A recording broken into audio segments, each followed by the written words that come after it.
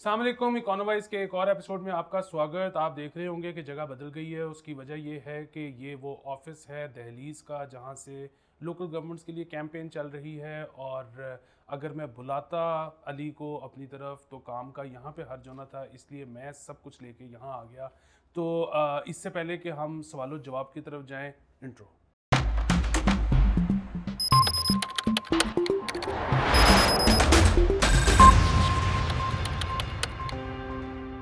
Welcome back Ali. Adani एक हम नाम सुनने में आ रहा है कुछ दिनों से, जो कि कभी कहा जाता है कि 2 दिन में 48 बिलियन डॉलर का नुकसान करवा लिया उन्होंने। कभी कहा जाता है कि एक दिन में 13 बिलियन डॉलर का नुकसान करवा लिया है। ये फिगर एग्जैक्टली है क्या? दूसरा ये कि हम जो आईएमएफ के पीछे 1-1.5 बिलियन डॉलर के पीछे भाग रहे हैं, तो हम उन्हीं से क्यों नहीं बेल आउट मांग लेते? अच्छा, एक तो इस वक्त तक एस्टिमेटेड जो अडानी एंटरप्राइज की नेटवर्थ है उसमें 108 अरब डॉलर वाइप आउट हो चुका है अब तक। और ये को तकरीबन आधे से थोड़ा सा ज़्यादा बनता है उसकी नेटवर्थ का।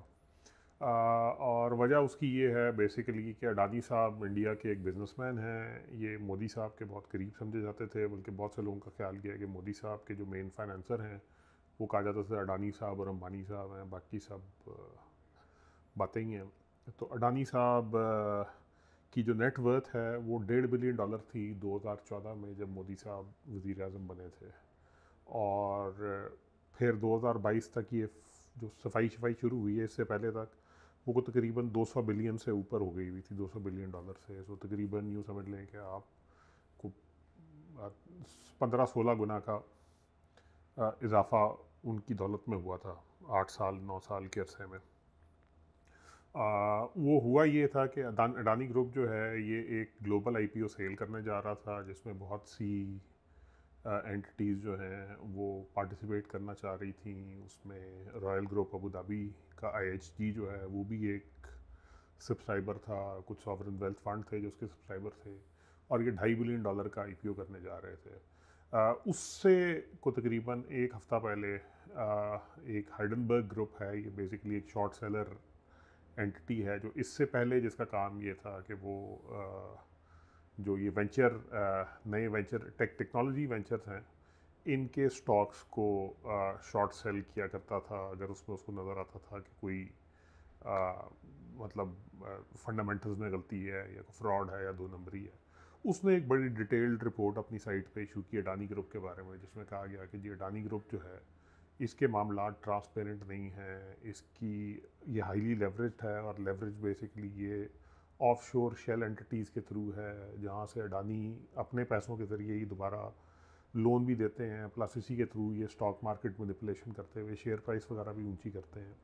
तो इस सारे चक्कर में बेसिकली ये अडानी ग्रुप स्कैंडल में आया, और उसके बाद से को पिछले हफ्ते 10 दिन के अंदर अंदर एक तो वो जो आईपीओ सेल थी वो कैंसिल करनी पड़ी इनको। जो इन्वेस्टर हैं दे पुल्ड आउट। और अब हुआ ये है कि उसका स्टॉक प्राइस तकरीबन रोज़ इनकी जितनी कम 10 लिस्टेड कंपनी है और वो तकरीबन डेली बेसिस के ऊपर वो मतलब उनकी वेल्थ वाइप आउट होती जा रही है, उनकी स्टॉक मार्केट वैल्यूएशन जो है वो वाइप आउट होती जा रही है। और अब बेसिकली इंडिया में ये ज़ाहिर सी बात है, एक तो ये अडानी साहब इंडिया के अमीर तरीन आदमी थे। अडानी ग्रुप इंडिया का एक बड़ा कंग्लोमरेट है। बहुत सी पोर्ट्स और एनर्जी प्रोजेक्ट्स जो हैं ये अपने तौर पे भी और पब्लिक प्राइवेट पार्टनरशिप में इंडियन गवर्नमेंट के साथ भी अडानी ग्रुप के ही ज़ेर इंतज़ाम हैं। तो उस सारे चक्कर में अब इंडिया में भी और ये मोदी साहब के करीब भी समझे जाते हैं, तो अब इंडिया में अपोजिशन भी प्रेशर डाल रही है, प्लस स्टॉक मार्केट में इंडियन स्टॉक मार्केट भी टर्मोइल में है इसी की वजह से। तो ये काफ़ी बड़ा इशू बन गया है। और अब उसमें वही जो हम पहले बात करते थे, अब परसों आई थिंक ब्लूमबर्ग ने स्टोरी की थी, उससे पहले सीएनबीसी ने भी इसके ऊपर एक स्टोरी की थी, एक आर्टिकल फाइनेंशियल टाइम्स में भी आया था। एफपीआई वैसे ही इंडिया में ड्राई आउट हो रही है। तो इस वक्त बड़े सीरियस सवाल इस चीज़ के ऊपर उठने शुरू हो गए हैं कि इंडिया का कॉरपोरेट गवर्नेंस स्ट्रक्चर क्या इस काबिल है कि वहाँ पर कंपनियों में एफडीआई एफपीआई की फॉर्म में इन्वेस्टमेंट की जाए या ना की जाए। और सो इसके I think long term ramification भी बहुत ज़्यादा होंगे। एक तो इंडिया के बिजनेस ओवरऑल बिजनेस इन्वायरमेंट के ऊपर, प्लस लाइकली इसके पॉलिटिकल रेमिफिकेशंस भी इंडिया के ऊपर काफ़ी सिग्निफिकेंट होंगे। ये वैसे मैं देख रहा हूँ कि स्मॉल बिजनेसेस का जैसे होता था कि एक दो बैड रिव्यूज़ की वजह से पूरा बिजनेस बर्बाद हो जाता है, इसी तरह ये जो बिग बिजनेसेस हैं ये भी एक दो वेल रिसर्च्ड आर्टिकल्स की मार रहे हैं। ये दुनिया किधर जा रही है? नहीं, वो एक्चुअली उसमें चक्कर ये है, ये आर्टिकल नहीं है। हाइडेलबर्ग ग्रुप बेसिकली एक इन्वेस्टमेंट फर्म है, और वो बड़ा वेल डॉक्यूमेंटेड है। इनफैक्ट अभी ना इसमें एक चीज़ और भी है जिसकी तरफ मतलब हाइडेलबर्ग ग्रुप की जो रिसर्च थी उसने सिर्फ ये आइडेंटिफाई किया कि अडानी ग्रुप की एक्चुअल वेल्थ उतनी नहीं है जितनी लोग समझ रहे हैं। सो बेसिकली ये हाईली लेवरेज्ड है। इसके अक्सर बिजनेस जो हैं उनके बड़े सीरियस इश्यूज हैं vis vis debt coverage and interest coverage. इसकी स्टॉक प्राइस उतनी नहीं है जितनी कही जाती है, लेकिन अभी एक मसला और है जिसकी तरफ इवेंचुअली अभी तक किसी का ध्यान नहीं गया और इवेंचुअली जाएगा, और वो ये कि अडानी ग्रुप जो ऑफशोर कंपनियों के थ्रू पैसा लाता था और इंडिया में इन्वेस्ट करता था, वो पैसा कहाँ से आ रहा था। अब उसमें ये भी हो सकता है कि ये को मतलब बहुत बड़ा मनी लॉन्ड्रिंग रैकेट हो। अगेन प्रोबेबिलिटी है इसमें, क्योंकि सीधी सी बात है, मतलब पैसा कोई थिन एयर में तो जनरेट नहीं हो रहा था ना, तो वो पैसा कहाँ से उन ऑफशोर कंपनियों तक पहुंचता था और फिर वापस वहाँ से इंडिया आता था। पहले इनके प्राइवेट एंटिटी में, और उसके थ्रू पर स्टॉक वगैरह खरीदे जाते थे, या अडानी की जो पब्लिक लिस्टेड कंपनीज थी उनको डेट दिया जाता था। तो ये एक और बेसिकली मिस्ट्री है जो सॉल्व होनी की ज़रूरत पड़ेगी, कि मतलब हम इफ़ेक्टिवली मतलब वो तकरीबन मतलब कई बिलियन डॉलर्स की बात कर रहे हैं जो फ्लो कर रहे थे। तो इसमें आई थिंक इसके शायद आगे चल के कोई मतलब वो क्रिमिनल रेमिफिकेशन भी हों इस सारी एपिसोड की, कॉर्पोरेट गवर्नेंस की डोमेन से बाहर भी। अमंग हिज अदर बिजनेसेस इनका शिपिंग का भी काम जी, था इनका ना? शिपिंग का काम भी था। बिल्कुल तो ठीक है। शिपिंग का काम भी था इनका। इनफैक्ट आपको याद होगा आज से तकरीबन 2 साल पहले गुजरात में एक पोर्ट पे बहुत बड़ी नारकोटिक्स शिपमेंट ट्रेस हुई थी कि वो वहाँ से ओरिजिनेट की थी यूरोप की तरफ। वो भी पोर्ट जो थी वो अडानी साहब की बेसिकली ज़ेर इंतज़ाम थी। बिल्कुल ठीक है। अच्छा, अभी हाल ही में मुशर्रफ साहब का इंतकाल हो गया, और लाहौर के जो बहुत मशहूर लोग हैं और कराची में भी जो मशहूर लोग हैं उनको बहुत ज़्यादा दुख हुआ। और आर्टिस्ट कम्युनिटी ने ख़ास तौर पे कहा जी कि हमने तो ज़िंदगी में जो कुछ अच्छे साल देखे थे वो मुशर्रफ साहब के थे।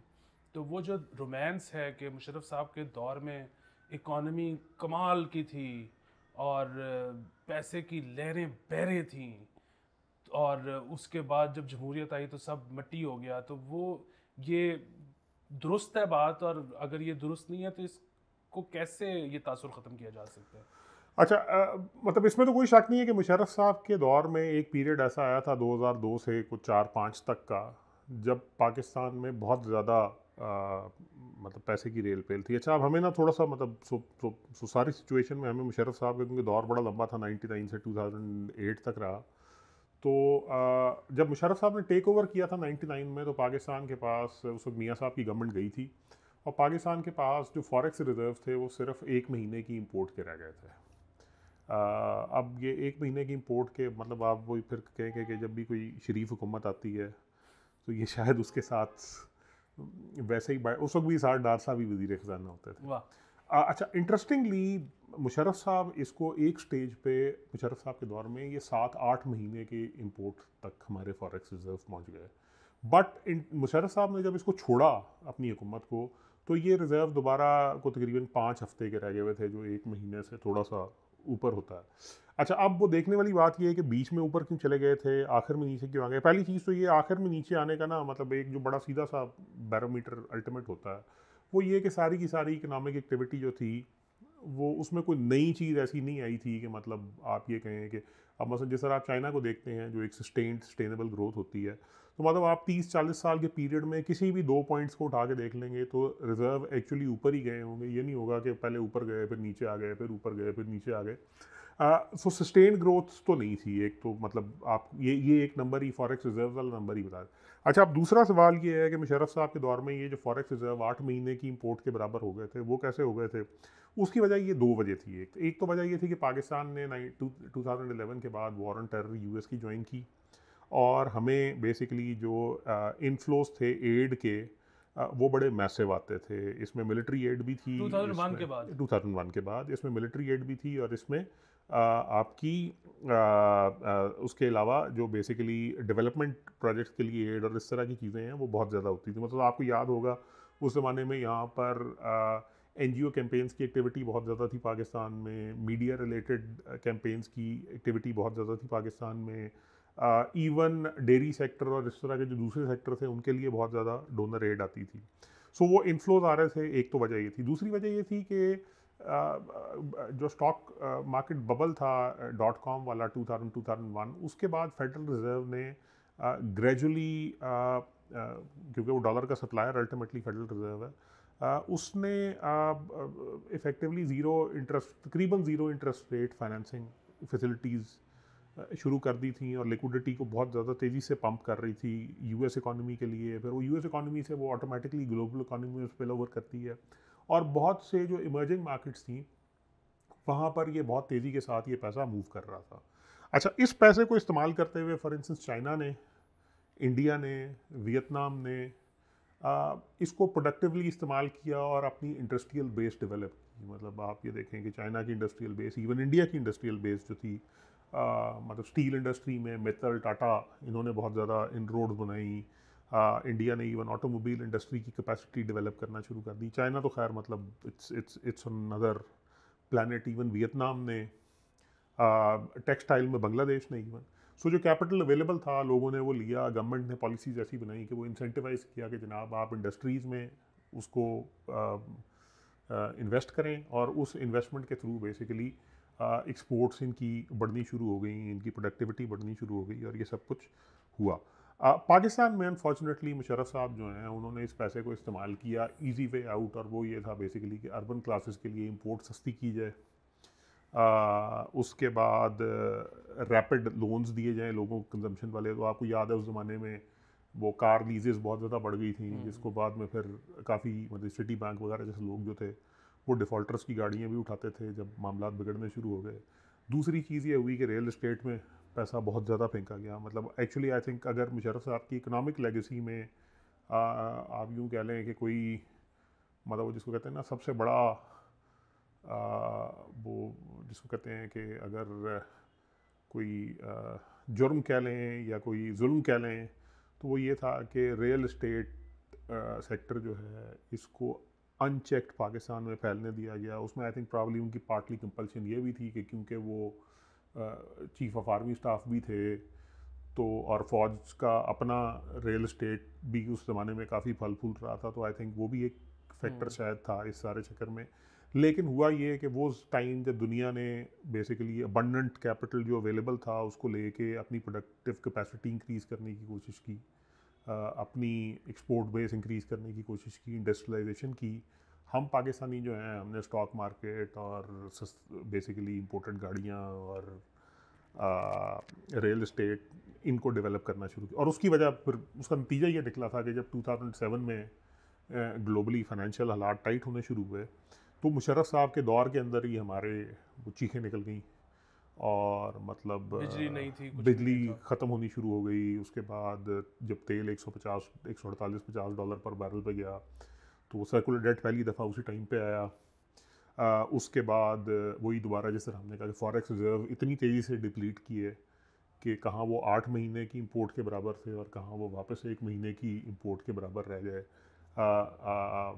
और उस ये सारी की सारी चीज़ें थी बेसिकली जो उस टाइम पे। फिर प्लस सबसे एक और जो चीज़ थी वो ये थी कि overall compare to the rest of the economy agricultural production के ऊपर कोई फोकस नहीं किया गया था।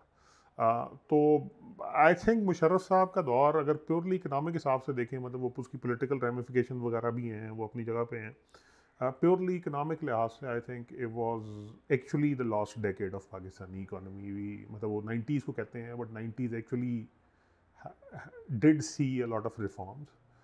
एक्चुअली जहाँ पे हम हमारे पास अपॉर्चुनिटी थी और हमने उसको लूज़ कर दिया, वो मुशर्रफ साहब का दौर ही था। अच्छा, आखिर में आईएमएफ से हमारी इतनी मीटिंग्स हो चुकी हैं, कहाँ पे बात फंसी हुई है और वो क्या कहते हैं जो हम करने पे तैयार नहीं हैं, और ये चीज़ें ट्रांसपेरेंट क्यों नहीं होती? मतलब यहाँ होती हैं और हमें नहीं पता चलता। मतलब आवाम को कैसे पता चले कि आईएमएफ क्या चाह रहा है और हमारी हुकूमत क्या नहीं कर रही है, और आईएमएफ जो चाह रहा है वो ठीक है गलत है?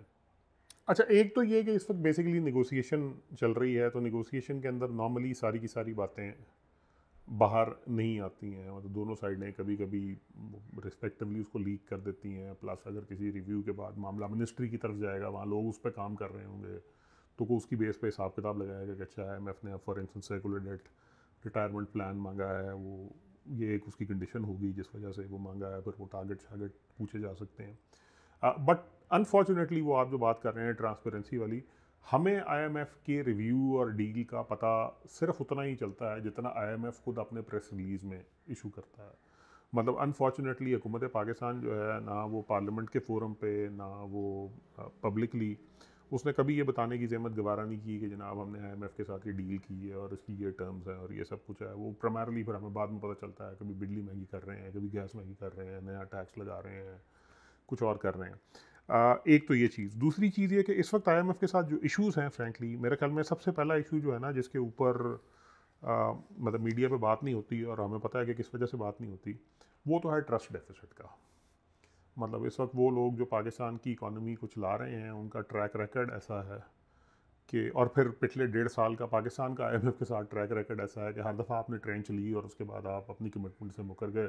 पहले शौकत तरीन साहब ने ये जून में किया, हफीज़ शेख साहब ने ली थी, शौकत तरीन साहब आए मई जून में, इन्होंने सारी IMF कमिटमेंट्स को वाइप आउट कर दिया। फिर सितंबर में फिर ये IMF के पैर पकड़ने गए, जनवरी तक, दिसंबर जनवरी तक वो डील साइन हुई। फरवरी में जैसे ही पैसे आए तो इमरान खान साहब ने वो बिजली और गैस, आपको पता है कि पेट्रोल। पेट्रोल और बिजली को कीमतें एकदम कम कर दी। उसके बाद अल्लाह अल्लाह ये गवर्नमेंट आई तो IMF ज़ाहिर सी बात है 2 दफ़ा का डसा हुआ, बहुत ज़्यादा टाइट तंग था। फिर मिफ्ता साहब ने मतलब कमर कसी, कमिटमेंट्स की IMF के साथ। जैसे ही ट्रेंच रिलीज़ हुई उसके 3-4 हफ्ते के बाद ही मिफ्ता साहब को करके और उसकी जगह डार साहब को ले गया। डार साहब ने कहा मैं तो डॉलर देखूँ 200 रुपये से नीचे लेके आऊँगा और बिजली भी नहीं महंगी करनी है और पेट्रोल भी नहीं महंगा करना, और कमिटमेंट्स IMF की मैं बताऊँगा IMF को कि कैसे होता है, और आप हमें ना बताएं कि हमें पता है कि करना क्या है।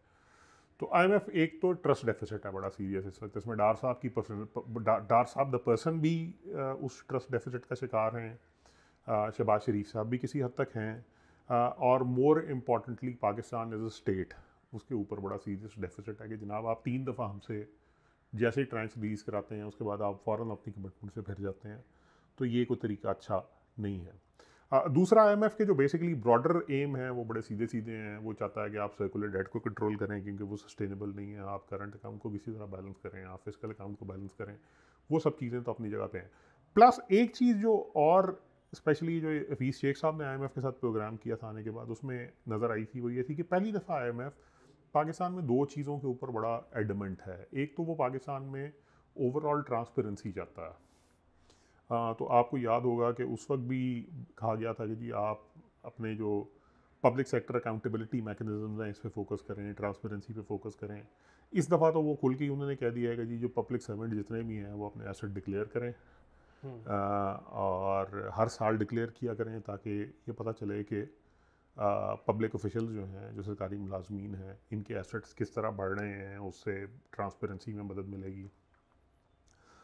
उसके अलावा दूसरा ये मुतालबा ये कर रहे हैं मुशर्रफ साहब के दौर में, जो मिलिट्री पेंशन्स थी उनको डिफेंस बजट से उठा के सिविलियन पेंशन में डाल दिया गया था, और वो कुछ ओवरऑल पेंशन पूल का कुछ 70% बनते हैं इस वक्त, और वो बढ़ रहे हैं हर साल एज परसेंटेज। IMF ने कहता है कि जी ये डिफेंस एक्सपेंडिचर है और आप इसको वापस डिफेंस में डालें। ये भी एक चीज़ है ऑफ कोर्स, मतलब इसके अंदर भी हुकूमत को कोई ना कोई फ़ैसला करना पड़ेगा, और मुझे लग रहा है कि एक मुश्किल फ़ैसला लग रहा है हुकूमत को ये। और तीसरी चीज़ ऑफ कोर्स वही है कि IMF circular debt related, energy sector related उसकी डिमांड्स ये हैं कि बिजली की सब्सिडीज़ विड्रॉ की जाए, पेट्रोल के ऊपर एडिशनल टैक्सेशन की जाए, उसकी प्राइसेस वगैरह इंक्रीज़ की जाए। तो वो हिम्मत मेरा ख्याल है दिखाने को तैयार नहीं है। मेरा अपना ख्याल है फ्रैंकली वो ये है कि जब डार साहब को लाया गया था तो शायद कहीं ना कहीं इनके ख्याल में था कि मैं आके जादूगरी दिखा के महीने 2 महीने में डॉलर एक दफ़ा नीचे ले आऊँगा, उसके बाद हम बल्ले बल्ले करते हुए कहेंगे अब इलेक्शन। और ये जो शॉर्ट साइटेडनेस थी उस पर PMLN के अंदर कई लोग, शायद खाकान अब्बासी साहब फॉर इंस्टेंस थे, उन्होंने कहा था कि जी ये हालात वो नहीं हैं जिनका लंदन में बैठे हुए लोगों को जैसे लगता है, और जब यहाँ आएंगे तो इनको पता चल जाएगा कि अब हम एक अलग दुनिया में रह रहे हैं। लेकिन अनफॉर्चुनेटली वो हुआ है और उसकी कीमत ये सुन के सुना लंदन वाले नाराज भी हो गए। अच्छा, वो उठ के चले गए व्हाट्सएप ग्रुप से हाँ, निकले थे? हाँ। व्हाट्सएप ग्रुप तो नहीं छोड़ा? नहीं। अच्छा। वो लेकिन इस पे अब आप ये देखते हैं ना कि इस पे व्हाट्सएप अंकल्स ने तो वो करना शुरू कर दी है कि IMF हमें फंसाना चाहता है, और खुरपे ने इस पे वीलॉग भी कर दी है कि कोई इस पे साइन ना करे डील पे IMF की, इससे हमारी फौजी क़यादत कमज़ोर हो जाएगी। वो ठीक है, मगर ये देखें ना, वो ये होती हैं सब राज खानदियाँ मस्तियाँ। तो जब आपके पल्ले कुछ नहीं है फिर जाहिर सी बात है आपको चाहिए डॉलर। ठीक है, वो मतलब बाजवा साहब होते हैं उनको भी चाहिए होते, आसिम मुनीर साहब हैं उनको भी चाहिए। डॉलर के बगैर ना टैंक चल सकता है, ना F-16 चल सकता है, ना ही फ्रैंकली मतलब इवेंचुअली चीज़ें अगर इसी तरह DHA के प्लॉट पे कंस्ट्रक्शन हो सकती है तो। और सारी दुनिया जो है, हमारे दोस्त जितने हैं, कतर है, UAE है, सऊदी अरेबिया है, चाइना है, वो सब कह रहे हैं, अमेरिका है, वो सब कह रहे हैं कि जी आपके साथ हम बाकी सब डीलिंग, वर्ल्ड बैंक है, वो सब कह रहे हैं आपके साथ बाकी डीलिंग हम करने को तैयार हैं, हम आप पे डॉलरों की बारिश कर देंगे, 40, 50, 60, 70 बिलियन डॉलर की इन्वेस्टमेंट्स करने को तैयार हैं, लेकिन हमारी पहली शर्त ये है कि आप इंसान मतलब वो जिसको बंदे का पुत्र बन के IMF का प्रोग्राम रिन्यू करें और उसके ऊपर अमल करें। तो अब जब पैसे किसी और तरीके से नहीं आएंगे तो मतलब वो एक्चुअली ना, ये जो रिटायर्ड फौजी हजरात हैं, इनका मसला ये है कि इनका ख्याल है कि मतलब ओवरऑल आई थिंक ये मतलब पाकिस्तान में सरकारी मुलाजमीन बोथ सिविल एंड मिलिट्री का ख्याल ये होता है कि ये इतने चालाक हैं कि अपनी चालाकियों से दुनिया को हर दफ़ा चालाक बना लेंगे। तो मतलब वो आई थिंक वो चालाकी हैज़ रन आउट। इसमें जाहिर है हमें तो नहीं पता, लेकिन इसमें सदाकत हो सकती है रूमर में कि जो बार बार कहा जा रहा है कि IMF कह रहा है कि अब जो डील होगी उसको हुकूमत भी साइन करे और अपोजिशन भी साइन करे। अच्छा, आई थिंक IMF शायद खुल के ये बात ना कर रहा हो, लेकिन IMF ये ज़रूर मेक श्योर करेगा किसी भी डील में कि जो भी डील होती है ये इम्प्लीमेंट हो। बिकॉज मतलब देखें ना, IMF के साथ 3 दफ़ा में आप देखें ना, आपने पिछले 1.5 साल में 3 दफ़ा, 2 दफ़ा शौकत तरीन साहब ने और 1 दफ़ा शहबाज शरीफ सागदार साहब ने जो कुछ किया है उसके मतलब आप ये देखें ना, आपने जिस दिन आपको पैसे मिलते हैं उससे अगले दिन आप बदीद बन जाते हैं। तो जब आप जिससे पैसे ले रहे हैं और आपको भी उसकी ज़रूरत भी है, उसके साथ ये हरकतें मतलब करने वाले की अकल के ऊपर भी आपको थोड़ा सा मतलब परेशान होना चाहिए। बिल्कुल ठीक है। दुनिया अब कह रही है कि अगर हम पैसे देंगे तो फिर हम बताएंगे भी कि आपने क्या करना है। तो आपका बहुत ज़्यादा शुक्रिया, और मेरा भी बहुत ज़्यादा शुक्रिया। और आपने पेट्रन ज़रूर बनना है, और आपके पास उसके बहुत सारे रास्ते हैं। आप बार बार देख रहे होंगे, मुख्तलिफ़ पट्टियाँ चल रही होंगी किस तरह से आप पेट्रन बन सकते हैं। और इस शो को शेयर ज़रूर करें और अपने ख्यालात का इजहार भी करें। खुदा हाफिज़।